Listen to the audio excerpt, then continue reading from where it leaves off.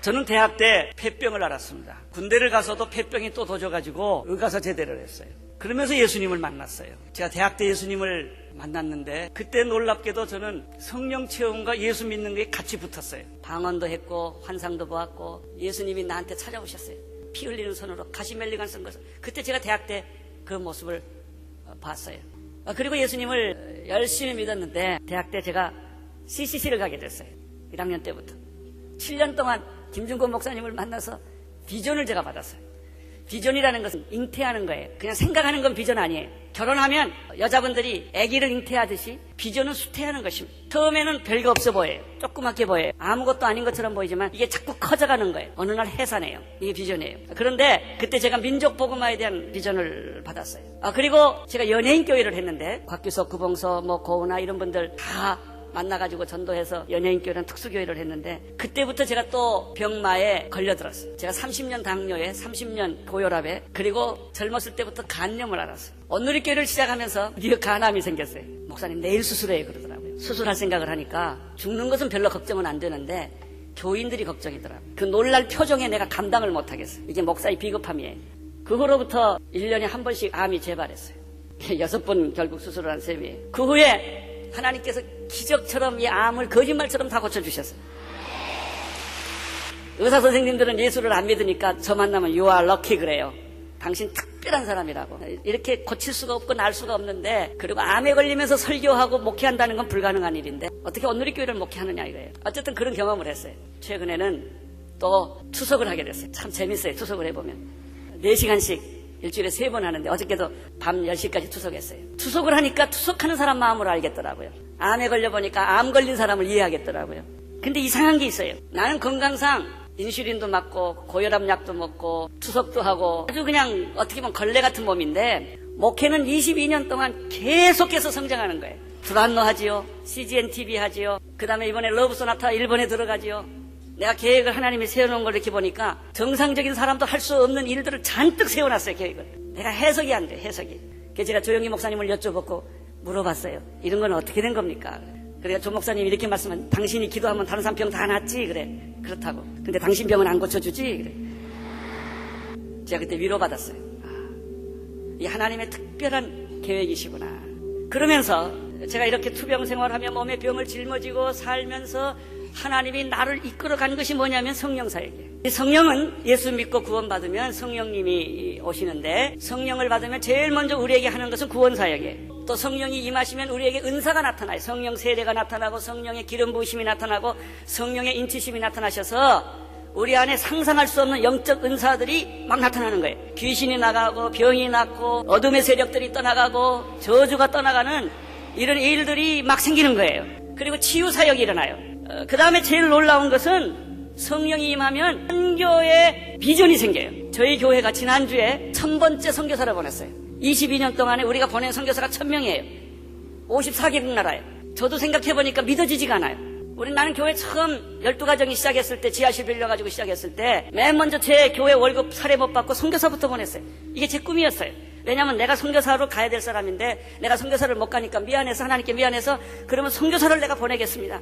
그래서 미친 듯이 그저 사람만 보면 선교사를 만나가지고 보내는, 물론 실수도 많이 하고 실패도 많이 했지만 그렇게 선교사를 보내는데 이게 성령 역사예요. 성령의 역사가 일어나면 구원 역사가 일어나고 은사 역사가, 능력 역사가 일어나고 치유 역사가 일어나고 그 다음에 사람이 떠나는 역사가 일어나요. 저는 우리 교회 생길 때부터 우리 교회 온 지 7년 된 교회는 다 가라고 그랬어요. 다 떠나라고 그랬어요. 여기서 장례식 치르지 말라고 그랬어요. 왜? 너희는 가서 모든 족속으로 제자를 삼아 아버지와 아들과 성령의 이름으로 세례를 주라는 것이 하나님의 말씀이니까 내가 그 말씀 붙잡고 교회를 시작했기 때문에 그런데 안 가요. 문제는 계속 교인들하고 그 싸움하는 거예요. 우리가 1000여 명의 선교사를 보낸 중에 500여 명은 우리 교회 장로님, 목사님, 교인들이 다 떠났어요. 저는 꿈이 2000명의 선교사를 내 목회하는 동안에 보내는 거예요. 내가 은퇴할 때까지 하나님 2000명의 선교사를 보내게 해주십시오. 지금 반이 왔어요. 반. 이 투석을 하면서 암에 걸리면서 병에 걸리면서도 이상한 것은 병에 눌리지 않는다는 거예요. 병의 노예가 안 돼요. 나는 여러분들 아픈 사람이 혹시 있을지라도 걱정하지 마시고 병을 무시해버리세요. 병을 무시하고 신방하고 봉사하고 설교하고 주님을 섬기고 찬양하면 기적이 일어나요. 놀라운 일이에요. 저는 이 병하고 아무 상관없이 설교해요. 병하고 아무 상관없이 저는 요즘 일본 가서 사는데 며칠 전에는 미국 갔다가 하와이 갔다가 투석하면서 계속 돌아다니는 거예요. 의사 선생님이 날 보고 미쳤다고 그러는 것 같아요. 이렇게 보고. 아니 당신 지금 투석하는 사람 아니냐 그래요. 맞다고. 저 어저께 비행기 4시에 내려가지고 바로 수춘양 병원에 가서 4시간 또 투석하고 잠자고 여기 온 거예요. 병은 무서워하지 않으면 아무것도 아니에요. 귀신은 무서워하지 않으면 아무것도 아닌 거예요. 고난은 아무것도 아니에요. 여러분 걱정하지 마세요. 죽을 때는요 그냥 팍 죽어버리면 돼요. 죽음도 걱정할 거 하나도 없어요. 그냥 죽으세요. 죽음은 영혼을 여는 문이에요. 우리는 죽음과 이 천국과 현재로 늘 왔다 갔다 하는 사람들이에요. 그게 무서울 게 없어요. 제가 처음에는 제자 양육을 했어요. 십자가의 복음의 목회를 했어요. 두 번째는 부활의 복음의 목회를 했어요. 그러다가 요즘 하나님께서 우리 온누리교회를 성령 목회로 돌아오게 하세요. 성령 목회로 돌아와 보니까 보이는 게 달라요. 조 목사님이 그때 보이더라고요. 아, 저분이 왜 저렇게 했나? 왜 저런 설교를 했나? 왜 저런 고난을 겪으면서도 계속 그 길을 가시는가? 순복음교회가 보이기 시작하더라고요. 그래서 제가 마음속으로 순복음교회 짝사랑합니다. 하나님은 저를 고난 중에 병 중에 너를 훈련시키고 연단을 시키면서 성령 사역으로 인도해 주셨어요. 제가 1차 경고를 받은 적이 있는데 70년에 건강이 나빠져서 더 이상 목회를 할 수가 없어서 안식년을 가졌어요. 하와이를 갔어요. YM을 갔는데 하나님이 저한테 아주 폭포수 같은 말씀을 하래요. 성령 사역으로 돌아가라 그래요. 제가 그때는 성령 사역 안 하던 때예요. 열심히 제자 훈련하고 열심히 사회 참여하고 열심히 교인들 이런 훈련시키는 그런 내 전공이에요. 제 전공이. 근데 하나님이 저보고 너 지쳤지 그러더라고요. 온누리교회를 시작했는데요. 잡을수 교인들이 몰려오더라고요. 구름대처럼 와요. 오는데 무슨 느낌이 드냐면 자동차라는 느낌이 들어요. 여러분 비행기는 떠야 비행기예요. 달리면 자동차예요. 근데 나는 보니까 우리 교회는 비행기 모양을 한 자동차더라고요. 이게 떠야 되는데 계속 달리기만 하고 있는 거예요. 근데 비행기는요 일정한 거리에서 떠야 돼요. 일정한 거리에서 안 뜨면 부딪혀요. 독수리가 날듯이 성령과 말씀으로 두 날개를 치면 비상하게 돼 있어요.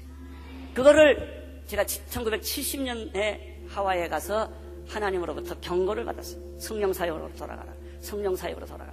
1년 동안을 그 메시지를 들었어요. 제가 안식년 하면서.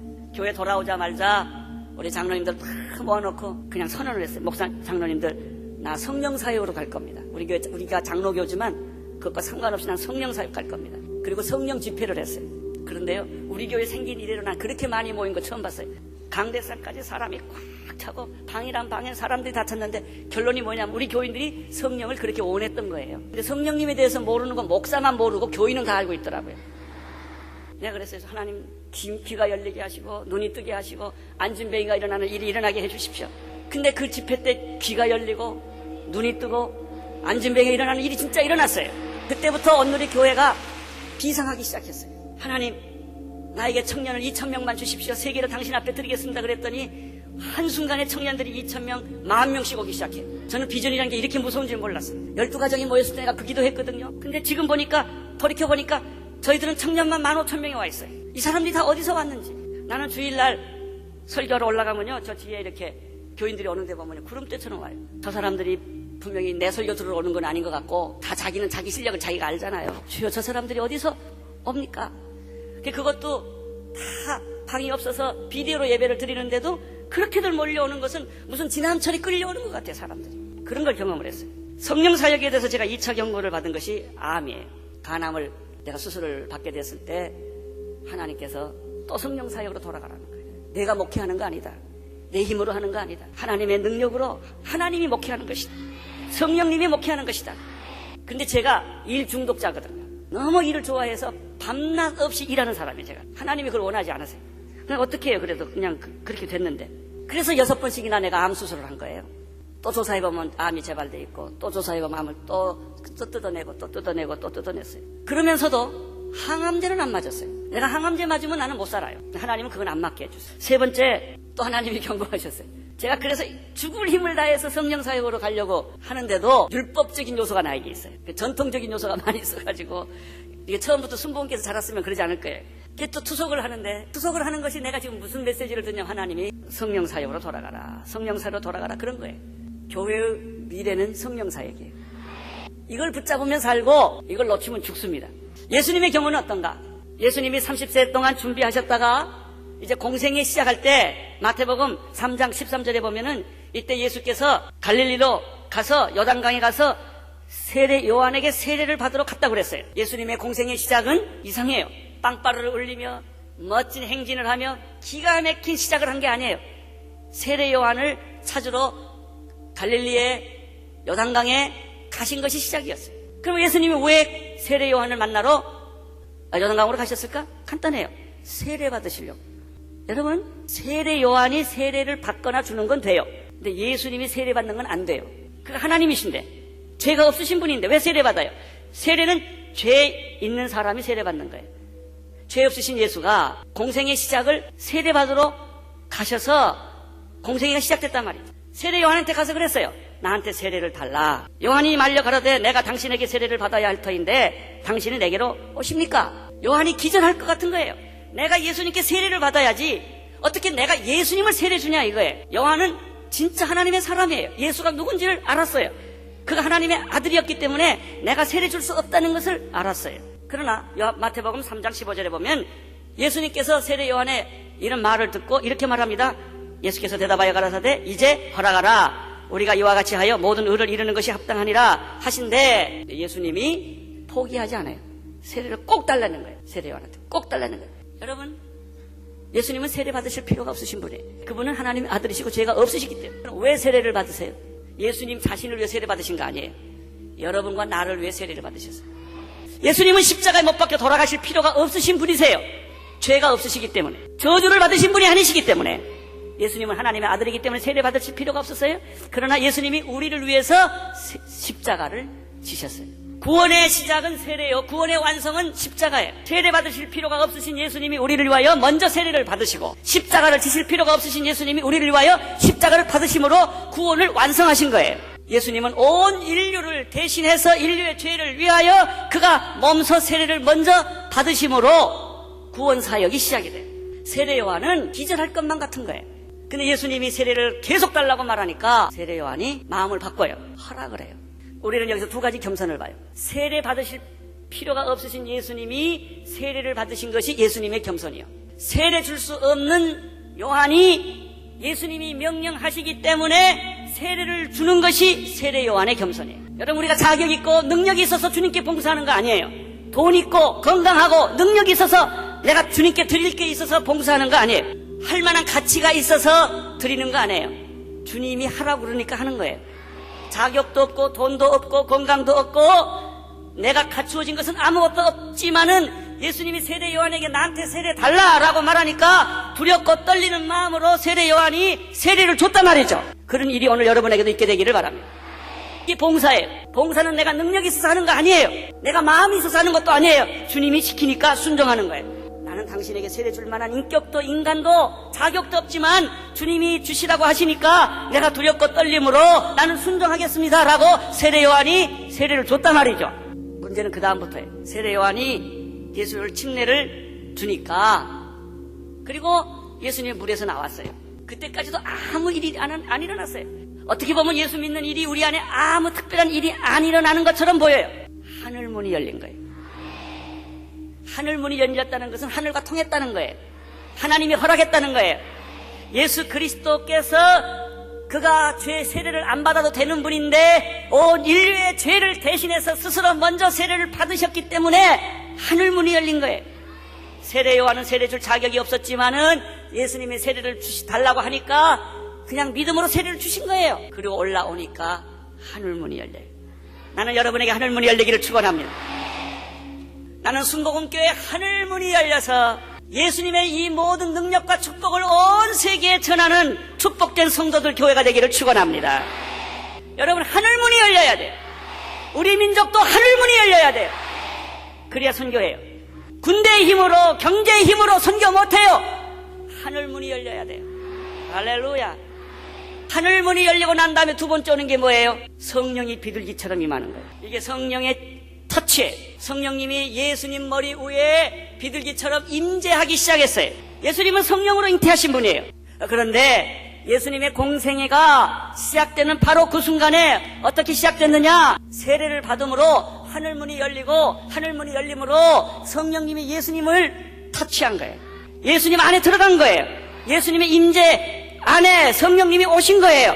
이때부터 예수님은 말씀이 달라지고 행함이 달라지고 걸어가는 게 달라지고 모든 게 달라져요.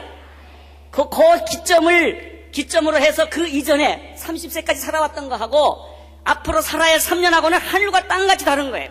예수님은 28세도 있었고 29세도 있었는데 그때는 아무 일이 안 일어나요. 언제부터 일어나느냐? 성령이 비둘기처럼 예수님의 머리 위에 임하는 순간부터 예수님은 다른 사람이 됐어요.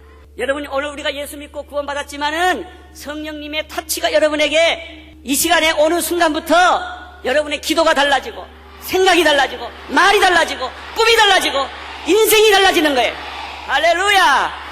주님이 내 안에 들어오는 순간, 성령님이 터치하는 순간에 달라지는 역사가 일어나는 거예요. 이게 예수님이에요. 여러분, 이렇게 성령의 임재가 있으니까 하나님의 음성이 들렸어요. 하나님의 음성은 언제 오느냐? 성령 세례가 오면 하나님의 음성이 들려요. 이는 내 사랑하는 아들이요 내 기뻐하는 자라. 여러분, 성경에 보면 음성이 참 많아요. 요즘 성령 받은 사람들이 하나님 음성 많이 듣는데 또 하나님 음성 듣는 경쟁도 있어요. 너는 뭐 들었냐? 나는 이거 들었다. 너는 이거 들었다. 요즘은 또 이 하나님의 음성을 잘못 들어가지고 쪽집게 무당같이 비슷하게 가는 사람도 있어요. 동으로 가라. 귀인을 만날 것이요 뭐 이런다든지. 그런 소리는 듣지 마세요. 음성 중에 음성이 뭔지 아세요? 이는 내 사랑하는 아들이요 내 기뻐하는 자라요. 이 말만 들으면 모든 게 다 해결되는 거예요. 여러분의 자녀 문제, 건강의 문제, 직업의 문제, 여러분의 가정의 문제, 부부관계의 문제, 여러분 이 한마디 들으면 다 끝나요. 너는 내 사랑하는 아들이요 너는 내 사랑하는 기뻐하는 자라. 하나님한테 이 음성만 들었다면, 성령의 이 음성만 들었다면 모든 문제는 다 끝난 거예요.